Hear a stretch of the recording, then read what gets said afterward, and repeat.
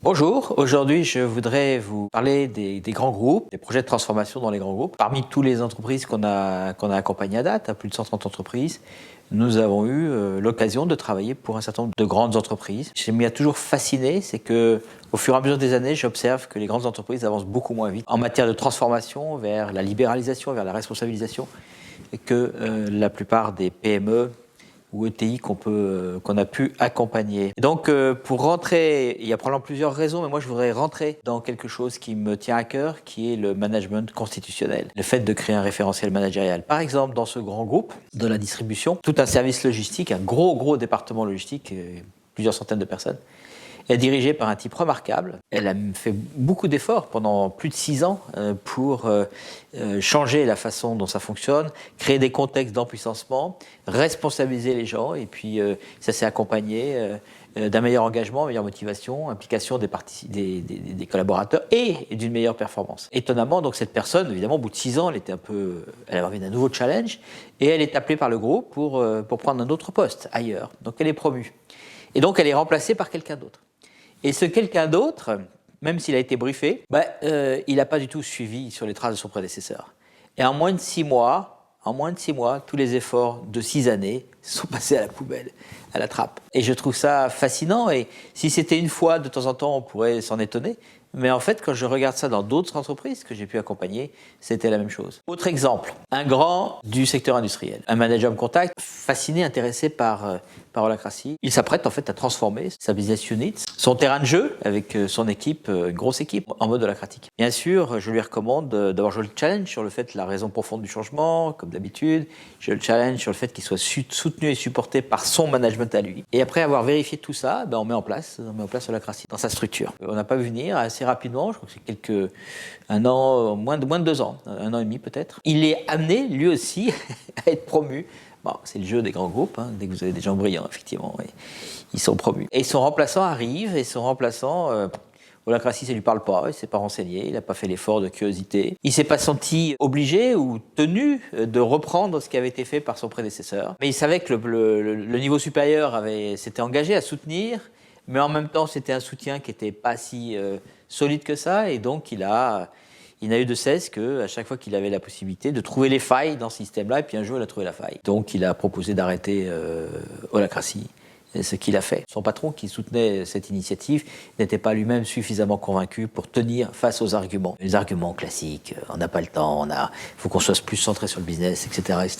Voilà, donc deuxième cas de figure, et j'en ai plein d'autres, des cas de figure. Du coup, en ce qui nous concerne, on a complètement changé notre approche. On a expliqué et on travaille maintenant avec plusieurs grands groupes sur la nécessité d'un référentiel managérial. Tout le monde trouve ça génial comme idée, et en même temps, il y a le même frein partout.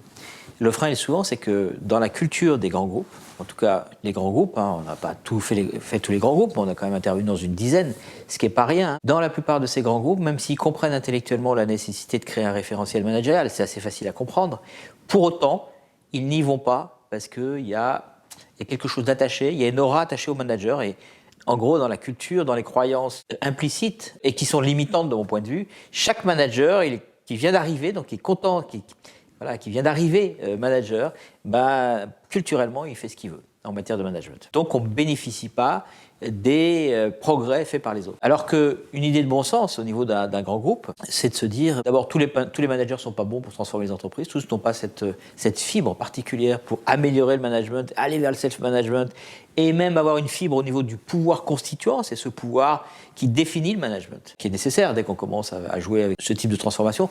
Donc tous les managers n'ont pas forcément cette compétence-là, et même rares sont les managers qui l'ont. Et ces managers-là qui l'ont et qui ont fait des choses, comme dans les 2 cas que je vous ai précédemment cités, en fait, quand ils sont remplacés, leur savoir-faire, les bonnes pratiques qu'ils ont mis en place, elles ne sont pas capitalisées.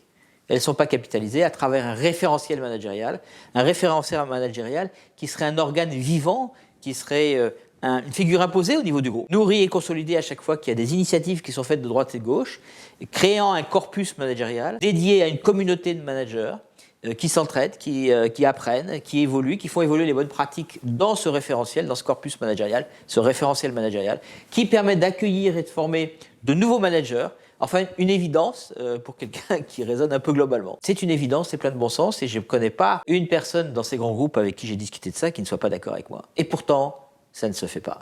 Et ça ne se fait pas parce qu'il y a une croyance implicite, qui est que quand on réussit à devenir manager dans ces grands groupes, eh bien on arrive et on fait ce qu'on veut. Donc avec ce référentiel managérial, un manager est promu, son successeur arrive, il a été formé par ce corpus managérial. Il est déjà dedans. Évidemment, il ne va pas remettre en cause ce processus, ce référentiel managérial qui est déjà acquis. Au mieux, il va faire progresser ce référentiel en augmentant des bonnes pratiques qui vont venir nourrir et augmenter ce référentiel managérial. Au pire, il n'a pas le profil, il reste avec les bonnes pratiques et puis il va apprendre et mettre en place les pratiques qui ont pu être nourries dans ce référentiel managérial par d'autres initiatives au niveau du groupe. Ma conclusion, et je trouve ça regrettable pour une raison de croyance, il n'y a pas de management du management, tout simplement. Les bonnes pratiques dans les organisations ne sont pas précieusement conservées dans un corpus managérial. Au mieux, il y a ce qu'on rencontre dans beaucoup d'entreprises, des coachs consultants, donc des gens, des électrons libres, qu'on a du mal d'ailleurs à rattacher au fur et à mesure des restructurations, des gens qui ont été formés, qui connaissent plein de choses, méthodes agiles, design thinking, Crassi, plein d'autres choses, que nous-mêmes avons formés. Et ensuite, ces gens-là agissent pour aider, pour accompagner,